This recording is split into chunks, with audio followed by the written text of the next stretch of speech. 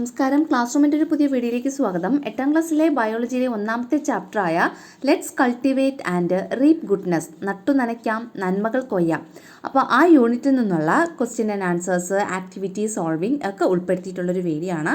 നിങ്ങൾക്ക് ഈ വീഡിയോ ഉപകാരപ്രദമാവുകയാണെങ്കിൽ നിങ്ങളുടെ കൂട്ടുകാർക്കൊന്ന് ഷെയർ ചെയ്യുക, നമ്മുടെ ചാനലൊന്ന് സബ്സ്ക്രൈബ് ചെയ്യുക, പിന്നെ ഈ വീഡിയോയ്ക്ക് ഒരു ലൈക്ക് കൊടുക്കാം. അപ്പോൾ നമുക്ക് ക്ലാസ്സിലേക്ക് കടക്കാം. ഫസ്റ്റ് തന്നെ ഇവിടെ കൊടുത്തിട്ടുള്ളത് കുറച്ച് ന്യൂസ് റിപ്പോർട്ടാണ് കേട്ടോ. ഒന്നാമത്തെ നോക്കുള്ളൂ, school student seeks patent from tapioca harvester. Tapioca harvester അല്ലെങ്കിൽ ടപ്പിയോക്ക പ്ലക്കറിന് പേറ്റന്റ് നേടി സ്കൂൾ വിദ്യാർത്ഥി. അപ്പോൾ എന്താണ് ഈ ടപ്പിയോക്ക ഹാർവെസ്റ്റർ എന്ന് വെച്ചാൽ, ടപ്പിയോക്ക അറിയാമല്ലോ, നമ്മൾ മരിച്ചീനി ഇങ്ങനെ ഹാർവെസ്റ്റ് ചെയ്യുന്ന ഒരു യന്ത്രമാണത് കേട്ടോ. നോക്കുള്ളൂ, a school student has garnered media attention for developing a simple machine for harvesting tapioca. This little scientist has applied for a patent for his invention. അതായത് മരിച്ചീനി വിളവെടുപ്പിന് ഒരു ലഘുയന്ത്രം വികസിപ്പിച്ചതിന് ഒരു സ്കൂൾ വിദ്യാർത്ഥി മാധ്യമശ്രദ്ധ പിടിച്ചുപറ്റി. പിന്നെന്താ പറഞ്ഞിട്ടുള്ളത്, this little scientist has applied for A patent for his invention. തൻ്റെ ഇൻവെൻഷന് വേണ്ടിയിട്ട് അല്ലെങ്കിൽ തൻ്റെ ഈ കണ്ടുപിടുത്തത്തിന് വേണ്ടിയിട്ട് പേറ്റൻറ്റിനായിട്ട് അപേക്ഷിച്ചിരിക്കുകയാണ് ഈ ലിറ്റിൽ സയൻറ്റിസ്റ്റ് എന്ന് വെച്ചാൽ ഈ ചെറിയ ശാസ്ത്രജ്ഞൻ അല്ലേ. ഇനി അടുത്ത രണ്ടാമത്തത്, success in banana leaf. Banana ലീഫിലെ അല്ലെങ്കിൽ വാഴയിലയിലെ സക്സസ്, വിജയം. എടപ്പാൾ എന്ന് പറഞ്ഞ സ്ഥലത്താണ് കേട്ടോ അങ്ങനെ ഒരു വിജയം. Instead of banana bunches, a young post graduate farmer from Edappal has scripted a new success story through the marketing of banana leaves. പിന്നെന്താണ്, the idea struck when banana bunches were selling at a low price, prompting him to think, what if I sell banana leaves instead. അതായത് ഈ വാഴക്കുലകൾക്ക് പകരം വാഴയില വിപണനത്തിലൂടെ വിജയഗാഥ രചിച്ചിരിക്കുകയാണ് എടപ്പാളിലെ ഒരു post graduation നേടിയ ഒരു യുവ കർഷകൻ. ഓക്കെ, അതായത് വാഴക്കുലയ്ക്ക് വില കുറഞ്ഞു. അപ്പോൾ ആ കുട്ടി വിചാരിച്ചു വാഴയില എന്തുകൊണ്ട് വിട്ടുകൂടാ. അങ്ങനെ ആ ഒരു വേറിട്ട ചിന്തയാണ് അദ്ദേഹത്തെ വിജയത്തിലേക്ക് നയിച്ചത്. അടുത്ത മറ്റൊരു സക്സസ് സ്റ്റോറിയാണ്. ഇതിനെയൊക്കെ ബേസ് ചെയ്ത് ക്വസ്റ്റ്യൻസ് ഉണ്ട്, അത് നമുക്ക് ആൻസർ ചെയ്യാം. അതിന് മുന്നേ ഇതൊക്കെ എന്താണ് എന്നുള്ളതൊന്ന് മനസ്സിലാക്കി തരുവാണ് കേട്ടോ. സ്റ്റുഡൻസ് ലീഫി ഗ്രീൻ ഷോപ്പ്, അതായത് വിദ്യാർത്ഥിയുടെ ലീഫി ഗ്രീൻസ് ഇലക്കറിക്കട. A college student startup aimed at utilising the market value of nutrient rich leafy greens achieved record sales within a year of its inception. അതായത് നല്ല പോഷക മൂല്യമുള്ളതാണ് ഈ ഇലക്കറികളൊക്കെ അല്ലെ, ലീഫി വെജിറ്റബിൾസ് എന്ന് പറയുന്നത്. അതിൻ്റെ വിപണന സാധ്യതയൊക്കെ ഉപയോഗപ്പെടുത്തി ഒരു കോളേജിൽ പഠിക്കുന്ന ഒരു വിദ്യാർത്ഥിനി ഒരു സ്റ്റാർട്ടപ്പ് തുടങ്ങി. ഒരു വർഷം കൊണ്ട് തന്നെ അത് വിറ്റുവരവിൽ റെക്കോർഡ് നേടി. അപ്പോൾ അത് മറ്റൊരു വിജയഗാഥ. അടുത്തത്, എൻ്റർപ്രണർ ത്രൂ ടർമറിക് കൾട്ടിവേഷൻ. മഞ്ഞൾ കൃഷിയിലൂടെ എന്തായി മാറി, എൻ്റർപ്രണർ എന്ന് വെച്ചാൽ ഒരു സംരംഭകനായി. വയനാടിലുള്ളതാണ്. A young man who started turmeric cultivation of 2 acres of land faced difficulties during harvest time due to low market prices. When he realized that numerous value-added products could be made from turmeric, he became a new entrepreneur. അതായത് ഒരു 2 ഏക്കറിൽ മഞ്ഞൾ കൃഷി ചെയ്തു ഒരു യുവാവ്. പക്ഷേ വിളവെടുപ്പ് സമയത്ത് ഈ മഞ്ഞളിന് വില ഇടിഞ്ഞു. അങ്ങനെ അദ്ദേഹം പ്രതിസന്ധിനായി. പക്ഷേ മഞ്ഞളിൽ നിന്ന് നിരവധി വാല്യൂ ആഡഡ് പ്രോഡക്ട്സ് ഉണ്ടാക്കാമെന്ന് അദ്ദേഹം തിരിച്ചറിഞ്ഞതോടെ കൂടി അദ്ദേഹം പുതിയൊരു എൻ്റർപ്രണറായി, എന്ന് വെച്ചാൽ ഒരു സംരംഭകനായി. അടുത്തത്, ന്യൂ ബ്രാൻഡ് ഓഫ് ഗന്ധകശാലയ്ക്ക് പുതിയ ബ്രാൻഡ്. എന്താ പറഞ്ഞിട്ടുള്ളത്, Gandhakasala the valuable variety of rice was cultivated in a unique way and it was launched in the market under a special brand. Received a good response in the market. Inspired by this, more young entrepreneurs are planning to start cultivation at more places. അതായത് ഒരു ഗന്ധകശാല എന്ന് പറഞ്ഞിട്ട് ഒരു നെല്ലിനമാണ് കേട്ടോ. അത് തനത് രീതിയിൽ കൃഷി ചെയ്ത് പ്രത്യേകം ബ്രാൻഡ് നെയിമൊക്കെ കൊടുത്ത് അത് മാർക്കറ്റിൽ ഇറക്കി. അതോടുകൂടി ആ കുട്ടിക്ക് അതായത് ഇത് ആരാണോ മാർക്കറ്റിൽ ഇറക്കിയത് ആ ആളിന് നല്ല വിറ്റുവരവുണ്ടായി. ഇതിൽ നിന്നും പ്രചോദനം ഉൾക്കൊണ്ടുകൊണ്ട് കൂടുതൽ സ്ഥലത്ത് കൂടുതൽ ആൾക്കാർ കൃഷിക്ക് ഒരുങ്ങുന്നു. അപ്പോൾ അത് കൂടുതൽ എന്ത് ചെയ്യുന്നു, കൾട്ടിവേറ്റ് ചെയ്യുന്നുണ്ട് ഈ ഗന്ധകശാല എന്ന് പറയുന്ന നെല്ലിനം. അത് മാത്രമല്ല അതിന് നല്ല വിലയും ലഭിക്കുന്നുണ്ട്. അപ്പോൾ ഇത് മറ്റൊരു വിജയഗാഥയാണ്. ഓക്കെ, അപ്പോൾ ഈ പറയുന്ന കാര്യങ്ങളെ ബേസ് ചെയ്തിട്ടുള്ള മലയാളം മീഡിയംകാരുടെ കാര്യങ്ങളാണ് ഈ കൊടുത്തിട്ടുള്ളത്. ഞാൻ മലയാളത്തിലും പറഞ്ഞു കഴിഞ്ഞു.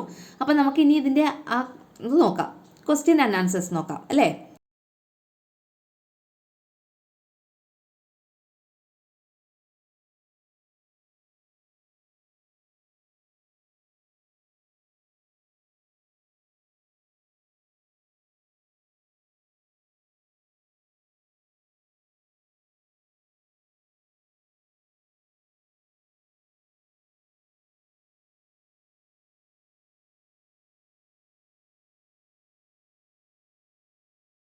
ഇനി ഇതിൻ്റെ ബേസ് ചെയ്തിട്ടുള്ള ഒന്നാമത്തെ ക്വസ്റ്റ്യൻ, മുകളിൽ കുറേ ന്യൂസ് കട്ടിങ്സ് ഉണ്ടായിരുന്നു. ആ എല്ലാ ന്യൂസ് കട്ടിങ്സും നമ്മൾ വായിച്ചു. അതിനെ ബേസ് ചെയ്തിട്ട് നമ്മൾ താഴെ കുറച്ച് ക്വസ്റ്റ്യൻസ് കൊടുത്തിട്ടുണ്ട്, അതിൻ്റെ ആൻസേഴ്സ് എഴുതണം. ഒന്നാമത്തെ ക്വസ്റ്റ്യൻ എന്താണ്?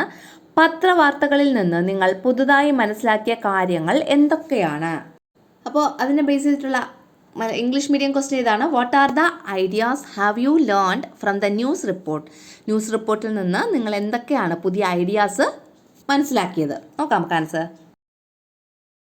ഒന്നാമത്തത്, utilising modern technology to reduce work load. അതായത് വർക്ക് ലോഡ് റെഡ്യൂസ് ചെയ്യാൻ വേണ്ടിയിട്ട് നമ്മൾ മോഡേൺ ടെക്നോളജി യൂസ് ചെയ്യണം അല്ലേ? കാരണം അത് എവിടെയാണ് പറഞ്ഞിരിക്കുന്നത്? നമ്മുടെ ടപ്പിയോക്ക പ്ലക്കർ എന്ന് പറഞ്ഞിട്ടൊരു മെഷീൻ കൊണ്ടുവന്നില്ലേ, അപ്പോൾ അതിനെക്കുറിച്ചാണ് അവിടെ പറഞ്ഞിട്ടുള്ളത് കേട്ടോ. യൂട്ടിലൈസിങ് മോഡേൺ ടെക്നോളജി എന്ന് വെച്ചാൽ ആധുനിക സാങ്കേതിക വിദ്യ ഉപയോഗപ്പെടുത്തൽ. എന്തിനാണ്? ടു റെഡ്യൂസ് വർക്ക് ലോഡ്, അധ്വാന ഭാരം, വർക്ക് ലോഡ് കുറയ്ക്കാൻ വേണ്ടിയിട്ട്. അടുത്ത രണ്ടാമത്തത്, ഇൻകം ഫ്രം ഡിഫറെൻറ്റ് പ്രോഡക്ട്സ്. വ്യത്യസ്ത ഉൽപ്പന്നങ്ങളിൽ നിന്നുള്ള വരുമാനം. അതായത് അത് അവിടെ ബനാന ബഞ്ചസ് വിൽക്കുമ്പോഴാണ് വരുമാനം കിട്ടിക്കൊണ്ടിരുന്നത്. പക്ഷേ ബനാന ബഞ്ചസിന് വില കുറഞ്ഞു. അപ്പോൾ ആളെന്ത് ചെയ്തു? ബനാന ലീഫ് വിൽക്കാൻ തുടങ്ങി അല്ലേ? അതാണ് ഇവിടെ പറഞ്ഞിട്ടുള്ളത്. ഇൻകം ഫ്രം ഡിഫറെൻറ്റ് പ്രോഡക്ട്സ്, വ്യത്യസ്തമായ പ്രോഡക്ട്സിൽ നിന്നുള്ള ഇൻകം. അടുത്തത്, increased demand for non toxic and nutritious vegetables.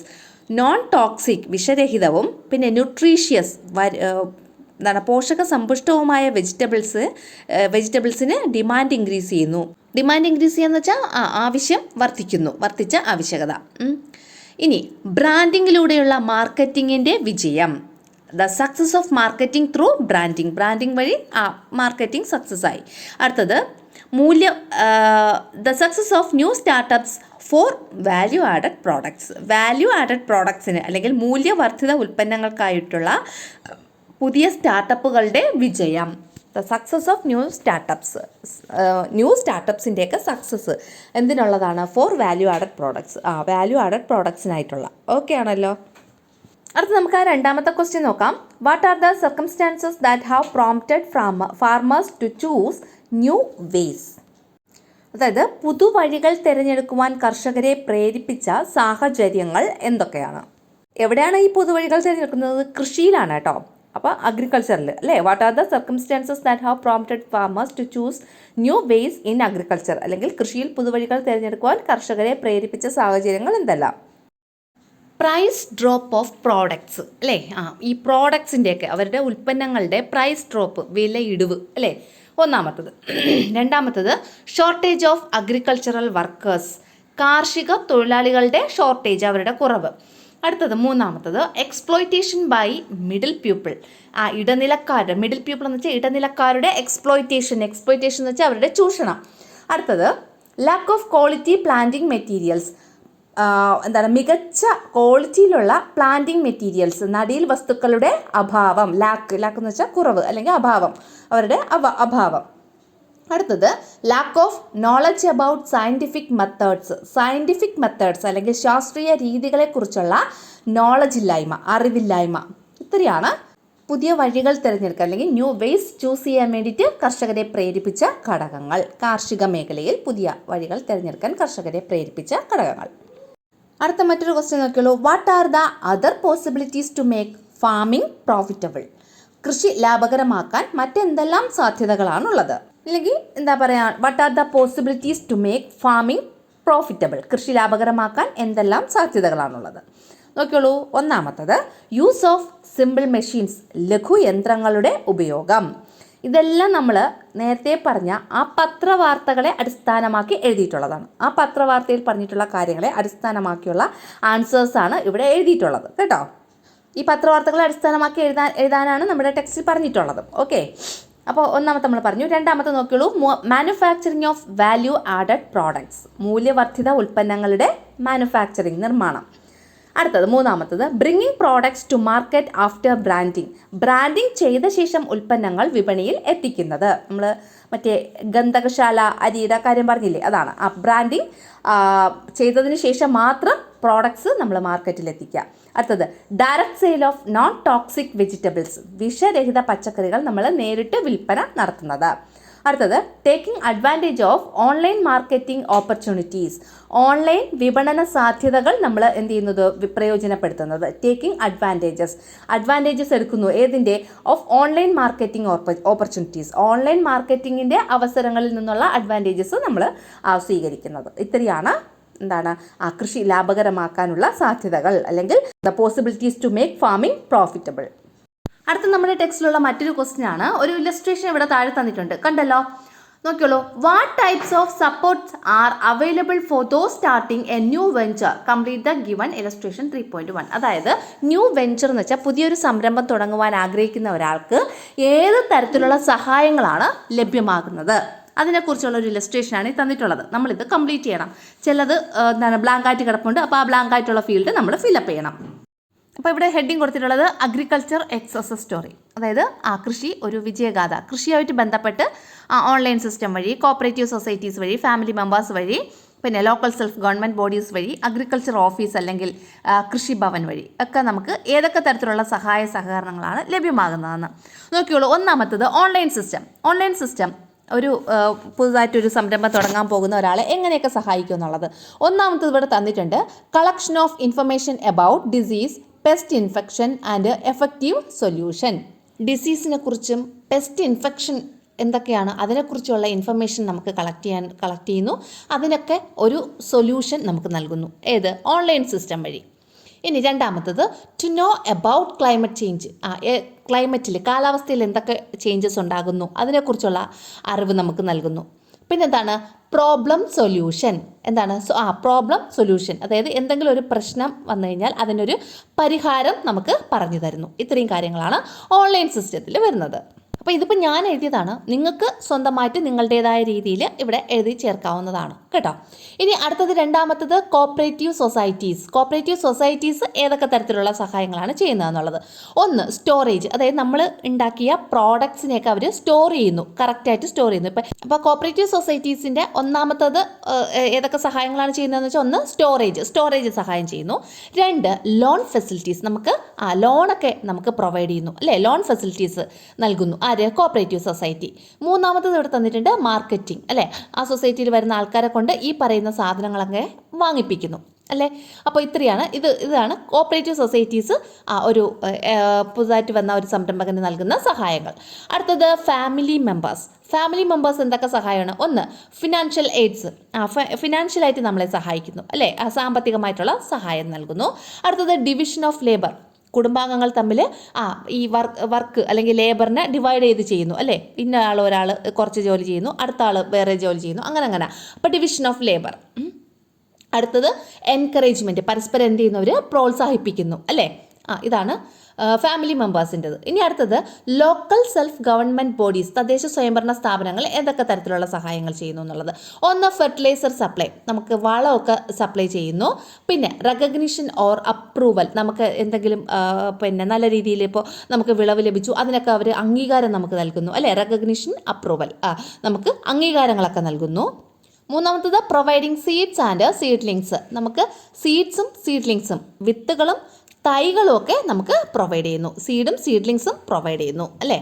അടുത്തത് agriculture office or Krishibhavan. Agriculture office അല്ലെങ്കിൽ കൃഷിഭവനിൽ നിന്ന് എന്തൊക്കെ സഹായങ്ങളാണ് ഒരു കർഷകന് ലഭിക്കുന്നതെന്ന്. ഒന്ന് ഗൈഡൻസ്, അവർക്ക് മാർഗ്ഗനിർദ്ദേശങ്ങളൊക്കെ നൽകുന്നു.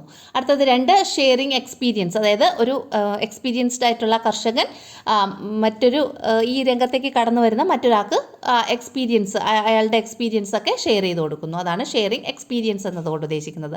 പിന്നെ ട്രെയിനിങ് പ്രോഗ്രാംസ്, എങ്ങനെയൊക്കെയാണ് ചെയ്യേണ്ടത് എന്നുള്ളതൊക്കെ ട്രെയിനിങ് ഒക്കെ കൊടുക്കുന്നു. അപ്പോൾ ഇത്രയാണ് നമ്മൾ ഈ ഒരു ഇല്ലസ്ട്രേഷൻ ഫില്ലപ്പ് ചെയ്ത് വെച്ചേക്കുന്നത്. ഇനി നമുക്ക് മലയാളം മീഡിയംകാർക്കുള്ളത് നോക്കാം. നോക്കിയോളൂ. കൃഷി ഒരു വിജയഗാഥ, ഓൺലൈൻ സംവിധാനം വഴി രോഗ കീടബാധ വിവരശേഖരണം, പരിഹാരം. അടുത്തത് കാലാവസ്ഥാ മാറ്റം അറിയുന്നതിന്. പിന്നെ എന്താണ്? പ്രശ്ന പരിഹാരം. എന്തെങ്കിലും ഒരു പ്രശ്നം ഉണ്ടെങ്കിൽ അത് നമ്മൾ ഓൺലൈനായിട്ട് ചെക്ക് ചെയ്താൽ അതിൻ്റെ റിസൾട്ട് നമുക്ക് ലഭിക്കും. അതാണ് പ്രശ്ന പരിഹാരം എന്നതുകൊണ്ട് ഉദ്ദേശിക്കുന്നത്. ഇനി സഹകരണ സംഘങ്ങൾ വഴി എന്തൊക്കെയാണ്? സംഭരണം, നമ്മൾ ഉണ്ടാക്കിയ പ്രോഡക്ട്സ് അവർ സംഭരിക്കുന്നു. ദെൻ വായ്പാ സൗകര്യം, നമുക്ക് വായ്പ നൽകുന്നു. ദെൻ വിപണനം, നമ്മളുണ്ടാക്കിയ ആ പ്രോഡക്ട്സ് ഒക്കെ വിപണിയിൽ വിൽക്കുന്നു. അതാണ് വിപണനം എന്നതുകൊണ്ട് ഉദ്ദേശിക്കുന്നത്. ഇനി അടുത്തത് കുടുംബാംഗങ്ങൾ, സാമ്പത്തിക സഹായം നൽകുന്നു. പിന്നെ കായികാധ്വാനത്തിൽ സഹകരണം, ജോലിയൊക്കെ ഡിവൈഡ് ചെയ്ത് ചെയ്യുന്നു. അടുത്തത് പ്രോത്സാഹനം, അവർ പരസ്പരം പ്രോത്സാഹിപ്പിക്കുന്നു. ഇനി അടുത്തത് തദ്ദേശ സ്വയംഭരണ സ്ഥാപനങ്ങൾ. ഇതൊക്കെയാണ് വളത്തിൻ്റെ വളം വിതരണം ചെയ്യുന്നു, പിന്നെ അംഗീകാരങ്ങളൊക്കെ നൽകുന്നു, പിന്നെ വിത്തുകളും നടീൽ വസ്തുക്കളും ലഭ്യമാക്കുന്നു. ഇനി കൃഷിഭവൻ വഴിയാണെങ്കിൽ മാർഗനിർദ്ദേശങ്ങൾ നൽകുന്നു, പിന്നെ അനുഭവങ്ങളൊക്കെ പങ്കുവയ്ക്കുന്നു. എക്സ്പീരിയൻസ്ഡ് ആയിട്ടുള്ള, ഞാൻ പറഞ്ഞില്ലേ, കർഷകർ അവരുടെ അനുഭവങ്ങളൊക്കെ പങ്കുവയ്ക്കും അല്ലേ. ഈ രംഗത്തേക്ക് പുതുതായിട്ട് കാലെടുത്ത് വയ്ക്കുന്ന ആൾക്കാർക്ക് അത് വലിയ പ്രചോദനമാകും. അതാണ് അനുഭവങ്ങൾ പങ്കുവയ്ക്കൽ എന്നതുകൊണ്ട് ഉദ്ദേശിക്കുന്നത്. പിന്നെ പരിശീലന പരിപാടികൾ, പരിശീലനമൊക്കെ നൽകുന്നു. നമുക്ക് എങ്ങനെയൊക്കെ കാര്യങ്ങൾ ചെയ്യണം എന്നതിനെയൊക്കെ കുറിച്ച് പരിശീലനമൊക്കെ നൽകുന്നു. അപ്പോൾ ഇത്രയും കാര്യങ്ങളാണ് കൃഷിഭവനിൽ നിന്ന് ഒരു കർഷകന് ലഭിക്കുന്ന സഹായങ്ങൾ എന്ന് പറയുന്നത്. നമ്മുടെ ഈ വീഡിയോ ഇഷ്ടമാവുകയാണെങ്കിൽ നമ്മുടെ ചാനലൊന്ന് സബ്സ്ക്രൈബ് ചെയ്യുക, വീഡിയോ ഒന്ന് ലൈക്ക് ചെയ്യുക, നിങ്ങളുടെ കൂട്ടുകാർക്കായിട്ടൊന്ന് ഷെയർ ചെയ്ത് കൊടുക്കുക. പിന്നെ നമ്മുടെ വാട്സാപ്പ് കമ്മ്യൂണിറ്റിയിൽ ജോയിൻ ചെയ്യാൻ താല്പര്യമുള്ളവർക്ക് അതിൽ ജോയിൻ ചെയ്യാം. താങ്ക്